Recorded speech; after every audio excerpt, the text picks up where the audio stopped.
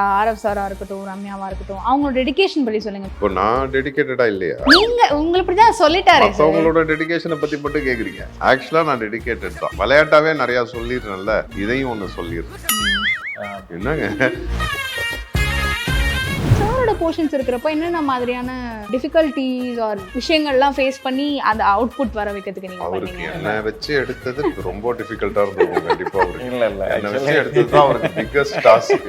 ஏன்னா நானும் அவரும் பயங்கரம் சாரி உங்களோட பதிலுக்கு நான் குறுக்க வந்துட்டேன். ஏன்னா அவரு சொல்ல மாட்டார், அதை நான் சொல்லணும்ல அவர் மனசுல இருக்கிறத. வீட்டில் என் ஃப்ரெண்ட்ஸோட இருக்கும்போது இவரும் இருப்பாரு. ஜாலியா கண்டதை பேசிட்டு இருப்போம், கிரிக்கெட் மேட்ச் பார்ப்போம். டக்குன்னு டென்ஷன் ஆயிருவாப்ல. ஏதாவது கேட்டா என்ன ஆமா வந்துருச்சுல இப்படி பதில் சொல்றாரு, இப்படிலாம் பேச மாட்டாரு. இப்போ ரீசெண்டா அப்படி பேசினாரு. வீட்டுல எல்லாம் பார்த்தா என்கிட்ட இவரு நம்ம டென்ஷனே ஆக மாட்டாரு நம்ம கிட்ட. அப்புறம் யோசனை கணேஷே வெறுப்பேத்துற அளவுக்கு நம்ம ஏதோ பண்ணியிருக்கோம் அப்படின்னு. இந்த படம் தியேட்டர்ல கன்ஃபார்மும் ஓடாது. இன்னொரு 5 வருஷம் கழிச்சு யாரும் இந்த படத்தை பத்தி எல்லாரும் பேசுவாங்க. 5 வருஷத்துக்கு அப்புறம் கழிச்சு தான் ஹிட் ஆகும்னா நான் 5 வருஷத்துக்கு அப்புறமே பண்ணுவேனே. அதை எல்லா படமும் ஓடணும், எல்லா படமும் வரும்போதே ஹிட் ஆகணும் தான் நினச்சி பண்ணியிருக்கேன். இப்போ 4 போலீஸ் நல்லா இருந்த ஊருன்னு ஒரு படம் எனக்கு ரொம்ப பிடிச்ச படம். அது ரொம்ப எனக்கு அப்செட் ஆச்சு அந்த டைம். நல்லா இல்லை, யாராவது நல்லா இல்லைன்னு சொன்னால் கூட ஏதாவது ஒரு ரீசன் இருக்கும், சரி அதனால தான் போகலன்னு. எல்லாருக்கும் பிடிக்குது, ஏன் சரியா போகல அதுன்ற அதை ரிலீஸ் பண்ண காலகட்டம்னாலையா என்னன்னு தெரியல. பட் இன்னைக்கு வரைக்கும் அந்த படத்தை நிறைய பேர் சொல்லுவாங்க. சார் கேப் ஆட்டோ பைக்குன்னா ரெட் டாக்ஸி மட்டும்தான். விளக்கேத்தும் எண்ணெய்னாலே நக்ஷத்ரா. 5க்கும் மேற்பட்ட நறுமணங்களில் நக்ஷத்ரா விளக்கேற்றும் எண்ணெய். ஹலோ, எப்படி இருக்கீங்க? நல்லா இருக்கும். நீங்க எப்படி இருக்கீங்க? நல்லா இருக்கேன். இந்த படம் தியேட்டர்ல கன்ஃபார்மும் ஓடாது. இன்னொரு 5 வருஷம் கழிச்சு யாரும் இந்த படத்தை பத்தி எல்லாரும் பேசுவாங்க அப்படின்னு நினைச்சு நீங்க சில மூவிஸ்லாம் அக்செப்ட் பண்ணிருக்கீங்களா? எல்லா படமும் ஓடணும், எல்லா படமும் வரும்போதே ஹிட் ஆகணும் தான் நினச்சி பண்ணியிருக்கேன். 5 வருஷத்துக்கு அப்புறம் கழிச்சு தான் ஹிட் ஆகும்னா நான் 5 வருஷத்துக்கு அப்புறமே பண்ணுவேனே. அது நம்ம கையில் இல்லைல்ல. அது இப்போ 4 போலீஸ் நல்லா இருந்த ஊருன்னு ஒரு படம் எனக்கு ரொம்ப பிடிச்ச படம். அது அவர் நரேட் பண்ணும்போது அவ்வளோ சிரிச்சிட்டு இருந்தேன். அதே மாதிரி அப்படி ஒரு ஊர் இருக்கா அப்படின்றது பார்க்குறவங்களுக்குமே ஓ இப்படி ஒரு ஊர் இருக்கா, இவ்வளோ ஒழுக்கமாலாம் இருந்திருக்காங்களா, ஓ இவ்வளோ ஒழுக்கமாக இருக்கிற இடத்த எப்படி நம்ம டேமேஜ் பண்ணணும்னு ஒரு 4 பேர் இருப்பான். அந்த 4 பேரில் நான் ஒருத்தன் அதை தடுத்துக்கிட்டே இருப்பேன், அந்த 3 பேரை. ஓகேங்களா? அது அவங்க வேற ஒரு இடத்துக்கு போனால் அவங்களோட சுயநலத்துக்காக அந்த ஊரையே கெட்டதாக மாற்றுவாங்க. இது படம் ரிலீஸ் ஆகி டிமாண்டி ஹிட்டுக்கு அப்புறம் ரிலீஸ் ஆச்சு அந்த படம். டிமாண்டி ஃபர்ஸ்ட் பார்ட் முன்னாடியே அந்த படம் ஷூட் பண்ணியிருந்தோம். சந்தர்ப்ப சூழ்நிலையினால டிமாண்டி ரிலீஸ் ஆகி அந்த படம் அதுக்கப்புறம் ரிலீஸ் ஆச்சு. ஏன்னா அந்த கம்பெனியில் வேற படங்கள் வச்சுருந்தாங்க. அது எல்லாருமே பயங்கரமாக எக்ஸ்பெக்ட் பண்ணோம் அந்த படம் பெருசாக போகும்னு. அது ரொம்ப எனக்கு அப்செட் ஆச்சு அந்த டைம். ரொம்ப அது என்ன நல்லா நல்லா இல்லை, யாராவது நல்லா இல்லைன்னு சொன்னால் கூட ஏதாவது ஒரு ரீசன் இருக்கும், சரி அதனால தான் போகலன்னு. எல்லாருக்கும் பிடிக்குது, ஏன் சரியா போகல அதுன்ற அதை ரிலீஸ் பண்ண காலகட்டம்னாலையா என்னன்னு தெரியல. பட் இன்னைக்கு வரைக்கும் அந்த படத்தை நிறைய பேர் சொல்லுவாங்க. எதுவுமே அப்புறம் ஓடணும்னு நான் நினச்சது கிடையாது, அப்போவே ஓடிடணும்னு தான் நினைப்பேன். பிகாஸ் நிறைய படங்கள் அப்படிதான் அதுக்கப்புறம் நிறைய பேரோட ஆக்டர்ஸ் இப்போ பார்க்குறப்போ இந்த படம் சூப்பரா இருக்கு, ஏன் அப்போ ஓடல அப்படின்றப்போ நம்மளுக்கு தெரியல அது ஏன் அந்த ஒரு சிச்சுவேஷன். ஏதோ ஒரு ரீசன் இருக்கும், ஏதோ ஒரு ரீசன் இல்லாம இருக்காது. பட் அப்புறம் எல்லாரும் அப்ரிஷியேட் பண்றாங்கன்னா அன்னைக்கு ஏதோ இதாகாததுக்கு ஒரு ரீசன் இருக்கும். other than this any other experience உங்களுக்கு மறக்கவே முடியாது அந்த ஆன் செட் நீங்க பண்ணது? நான் பண்ணதெல்லாம் இவர் தான் மறக்க முடியாது. ஆக்சுவலி மறக்க முடியாதுன்னா ஒன்று இருக்கும். ஆக்சுவலி நாங்கள் மேலே ஒரு ஹில்லோட டாப்பில் எடுத்துக்கிட்டு வந்தோம். அப்போ நான் அடுத்த நாள் ஷூட் இருக்குது. அப்போ நான் என்ன சொன்னேன்னா, சார் மேலே நாளைக்கு ஷூட் இருக்குது சார், இங்கேயே மேட்ச் பண்ணிக்கலாம் அப்படின்னு சொன்னேன். அப்புறம் இங்கேயே மேட்ச் பண்ணுறீங்களா, இருங்க ஒரு நிமிஷம் அப்படின்னு சொல்லி டிஓபிட்ட போனார். சார் கீழே எடுத்தால் நல்லா இருக்குமா மேலே எடுத்தால் நல்லா இருக்குமா அப்படின்னு கேட்டார். நான் விஷுவலாக கீழே எடுத்தால் தான் சார் நல்லாயிருக்கும். இல்லை சார் கொஞ்சம் கஷ்டமாக இருக்கும் இறங்கி வர்றதுக்கு அப்படின்னாப்புல. நீங்கள் நடப்பீங்களா அப்படின்னு கேட்டார். நான் நடந்துடுவேன் சார். நீங்கள் நடப்பீங்க, நான் நடக்க மாட்டேன்னா கீழே வாங்க.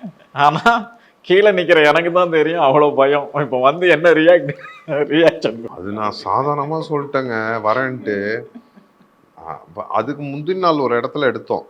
அதுவே கொஞ்சம் தூரம் இறங்கி வரணும். நான் இங்கேருந்து கொஞ்சம் தூரம் நாங்கள் ஏறோம். ஏங்க கொஞ்சம் தூரம்னா வரமாட்டோம். 1.5 மணி நேரம் 2 மணி நேரம் அது போயிட்டே இருக்கும். வந்துட்டார் விஷுவலாகவும். ஆனால் ஹெவி ரெயின்லாம் அடிச்சு லேண்ட்ஸ்லைடு மாதிரிலாம் ஆச்சுன்னா அங்கேருந்து மேலே வரவே முடியாது. ரொம்ப கஷ்டம். ஓகே, பட் கொஞ்சம் ரிஸ்க் தான் அந்த டாஸ்க். அப்புறம் நீங்கள் எல்லாரும் பேட்டி எடுக்க அங்கே வந்திருக்கணும். படம் ரிலீஸ் அப்போ நாங்கள் அங்கேயே தான் இருந்திருப்போம். 20 days ஆக்சுவலி அங்கே தான் நாங்கள் ஸ்டே பண்ணி அங்கே தான் ஷூட் பண்ணோம். அண்ட் சார், இப்போ if you want to rank your films top 5னா எப்படி ரேங்க் பண்ணுவீங்க? எப்பவுமே வந்து ஃபஸ்ட்டு வம்சம் என்ன லான்ச் ஆன படம், அப்புறம் மௌனகுரு வம்சம் எனக்கு ஈக்குவலான படம்.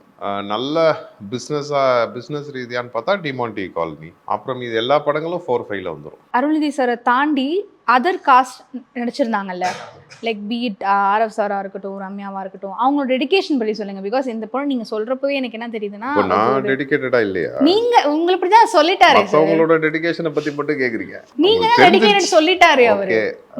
அதனால ஆக்சுவலா நான் டெடிகேட்டட் தான். விளையாட்டாவே நிறைய சொல்லிடுறேன்ல, இதையும் ஒண்ணு சொல்லிடுறேன். என்னங்க பார்த்தா அப்படி அப்படின்ற மாதிரி. ஸோ அந்த மாதிரி சாரோட போர்ஷன்ஸ் இருக்கிறப்போ என்னென்ன மாதிரியான டிஃபிகல்ட்டிஸ் ஆர் விஷயங்கள்லாம் ஃபேஸ் பண்ணி அந்த அவுட்புட் வர வைக்கிறதுக்கு நீங்க பண்ணீங்க? என்ன வச்சு எடுத்தது ரொம்ப டிஃபிகல்ட்டா இருந்திருக்கும் கண்டிப்பா அவருக்கு. இல்ல என்ன வச்சு எடுத்தது தான் அவருக்கு பிக்கஸ்ட் டாஸ்க். ஏன்னா நானும் அவரும் பயங்கர சாரி உங்களோட பதிலுக்கு நான் குறுக்க வந்துட்டேன். ஏன்னா அவரு சொல்ல மாட்டார், அதை நான் சொல்லணும்ல அவர் மனசுல இருக்கிறத. க்ளோஸ்னா ரெகுலரா இப்போ நான் ஷூட் இல்லாத போது நான் வீட்டில் என் ஃப்ரெண்ட்ஸோட இருக்கும்போது இவரும் இருப்பாரு. ரெகுலரா மீட் பண்ணுவோம், ஜாலியா கண்டதை பேசிட்டு இருப்போம், கிரிக்கெட் மேட்ச் பார்ப்போம். இவர் ஐபிஎல்லாம் வந்து ஈவினிங் ஆனால் என் கூட தான் வந்து பார்த்துட்டு இருப்பாரு. எனக்கு அவருக்கு கிரிக்கெட்டில் அவர் ஆர்வம் இருக்குன்றதே எனக்கு அப்போ தான் தெரியும். இன்னும் எல்லா மேட்சும் பார்க்குறாரு அப்படின்னு. இந்த மாதிரி தான் கேஷுவலாக இருப்போம். பட் ஆனால் ஸ்பாட்டில் வந்து எங்கள் 2 பேருக்குமே வந்து என்னன்னா, ஒரு இது நான் ஏதாவது கேள்வி கேட்டுக்கிட்டே இருப்பேன். இது ஏன் அப்படின்னு கேட்டுட்டே இருப்பேன். நான் மற்ற இடத்துல கூட அவ்வளோ கேள்வி கேட்டது கிடையாது. இதில் நிறையா கேட்பேன். ஏன்னா எனக்கு அவர் மேலே இருக்கிற உரிமையா என்னன்னு தெரியல, இல்லை சேர்ந்து பண்ணுறோம் கண்டிப்பாக இது ஜெயிச்சே ஆகணுன்ற அந்த ஃபீலிங் ஒரு இருந்துச்சு. கேட்பேன், டக்குன்னு டென்ஷன் ஆயிடுவாப்புல. வீட்டில எல்லாம் பார்த்தா என்கிட்ட என்ன இவரு நம்மள டென்ஷனே ஆக மாட்டாரு நம்ம கிட்ட. நம்ம அப்புறம் யோசிச்சேன், கணேஷே வெறுப்பேற்றுற அளவுக்கு நம்ம ஏதோ பண்ணியிருக்கோம் அப்படின்னு. அந்த மாதிரி இல்லை. ஆக்சுவலி சாரோட ரொம்ப இயராக நான் ட்ராவல் பண்ணிகிட்டு இருக்கிறேன்ல. ஸோ அதனால் நான் அவர்கிட்ட என்ன வந்துட்டு ரியாக்ட் பண்ண என்ன பேசணுன்றது மேக்ஸிமம் எனக்கு வந்து தெரியும். அதை நான் எக்ஸ்பிளைன் பண்ணுவேன். இல்லை சார், அது சாருக்கு சம்டைம் நான் கோவப்படுற மாதிரி ஆகிடும். ஏதாவது கேட்டா என்ன ஆமாம் வந்துருச்சுல அப்படி, என்ன இப்படி பதில் சொல்கிறாரு, இப்படிலாம் பேச மாட்டாரு, இப்போ ரீசெண்டாக அப்படி பேசினாரு, ஏன் என்ன சரி வேறு ஏதோ மைண்டில் இருக்கு போல அப்படின்னு. இல்லை ப்ரிவ்யூலாம் ஒன்று போட்டார், எல்லாரும் நல்லா இருக்குன்னு வேற சொல்லியிருக்காங்க. ஓ அதனாலயா சடனாக கொஞ்சம் நானே சொல்கிறேன், கொஞ்சம் ஷார்ட் டெம்பர். அடுத்த செகண்டே அந்த டெம்பர் வந்துட்டு அடுத்த கூலாகி அன்பாயிடுவார். ஸோ அவ்வளவுதான். அது மைண்டில் வச்சுக்கிட்டு இன்னொரு விஷயம் பேசணும் அப்படின்ற ஒரு பாயிண்ட். பாப்பா பயங்கரமாக பெர்ஃபார்ம் பண்ணாங்க. உண்மையாகவே அவங்கள பாராட்டி ஆகணும். குறிஞ்சின்றவங்க நம்ம சில சீன் நல்லா பண்ணுவோம், சில சீனில் ஏதாவது எல்லாருக்குமே அந்த பிரச்சனை இருக்கும். ஒரு நாள் ஒன்று நடக்கும். அது நம்மளோட மைண்டில் இருந்து எல்லாம் பொறுத்து நம்ம அடாப்ட் பண்ணுற விஷயங்கள் எல்லாம் ஒரு நாள் நம்மளே பயங்கர எனர்ஜியாக இருப்போம். சில நேரம் நம்ம லோவாக இருக்கும் போது ஆப்போசிட்டில் இருக்கிறவங்க ஒன்று பண்ணுறதே நம்மளை ஆட்டோமேட்டிக்காக ஒன்று பண்ண வச்சிரும். அந்த சீனில் நான் நல்லா பெர்ஃபார்ம் பண்ணதுக்கு அந்த குறிஞ்சி காரணமாக இருக்கும். ஏன்னா அவங்கள பேஸ் பண்ணி அந்த சீன் அதை அவங்க அவ்வளோ அழகாக பெர்ஃபார்ம் பண்ணியிருந்தாங்க. பட் நீங்கள் சார் தான் வேணும்னு நினச்சதுக்கான காரணம் என்ன? சாரை கேட்டது வேணால் ஒரு 2வது 3வதாக இருக்கலாம் போய் ஒரு அப்ரோச் பண்ணிவிட்டு அதுக்கப்புறம். ஆனால் ஆக்சுவலி நான் ப்ரொடியூசர்கிட்ட சரவண சார்கிட்ட நான் ரைட் பண்ணேன். 2வது 3வதுனா 2-3 பேரை ட்ரை பண்ணதுக்கு அப்புறம் சொல்லும் போதே அருள் சாரை வச்சு தான் நான் அதை சொன்னேன். ஸோ இது அருள் சார் இந்த மாதிரி வந்துட்டு செகண்ட் ஹாஃபில் அப்படி இருந்தால் நல்லாயிருக்கும் சார் அப்படின்னு வந்துட்டு பேசும்போது அவருக்கும் அது மேலே ரொம்ப இன்ட்ரெஸ்டாக இருந்துச்சு. அதுக்கப்புறம் நாங்கள் சார் இதை நம்ம அப்புறம் பார்த்துக்கலாம், ஏன்னா இது தனி போர்ஷனாக தான் இருக்கும், ஜாயிண்ட் போர்ஷனாக இருக்காது. இந்த ஒரு இப்போ ஆரவ் சார் இருக்கிற அந்த போர்ஷனை ஃபஸ்ட்டு வந்து ஷூட் பண்ணிக்கலாம் சார் அப்படின்னு சொல்லி சரவணன் சார்கிட்ட சொல்லும்போது சரவணன் சார் வந்து சரி இதை நீங்கள் பண்ணிவிட்டு நான் அதை எடிட் பண்ணி அதுக்கப்புறம் தான் வந்து சாருக்கு அந்த விஷுவல் காட்டி அதுக்கப்புறம் தான் அது ஓகே பண்ணேன். சார் இப்போ உங்களுக்கு இந்த கேரக்டர் நீங்கள் எடுத்து பண்ணியிருக்கீங்க. இப்போ நீங்கள் சொன்னீங்க அந்த இந்த மாதிரி நான் ஒரு ஃபுல் ஃப்ளெஜ்டாக பண்ணியிருந்தா கூட இந்த மாதிரி கேரக்டர் கிடச்சிருக்காதுன்னு. ஸோ ஹவு இந்த கேரக்டர் வந்து எல்லாத்த விட ஸ்டாண்ட் அவுட் ஆகுதுன்னு நினைக்கிறீங்க? கல்வி வந்து எவ்வளோ முக்கியம், அது எங்கே இருக்கோம் எந்த இடத்துல இருக்கோன்றது முக்கியம் கிடையாது. எல்லாருக்குமே கல்வி வந்து ரொம்ப முக்கியம், ரொம்ப அவசியம். எல்லாருக்குமே கல்வி அவசியம். அந்த பேஸ் பண்ண கதை நான் இது வரைக்கும் எதுவும் பண்ணது கிடையாது. இப்படி ஃபுல் ஃப்ளெஜ்டாக இவ்வளோ ஒரு ஒரு இம்பார்ட்டன்ட் மெசேஜும் இருக்குல்ல இதில். அதனால என்னெல்லாம் ஆகுதுன்ற ஃப்யூச்சர்லேயும் எனக்கு அந்த மாதிரி ஒன்று அமையுமான்னு எனக்கு தெரியல. அதுதான் main reason. Thank you so much for the interview. Thank you.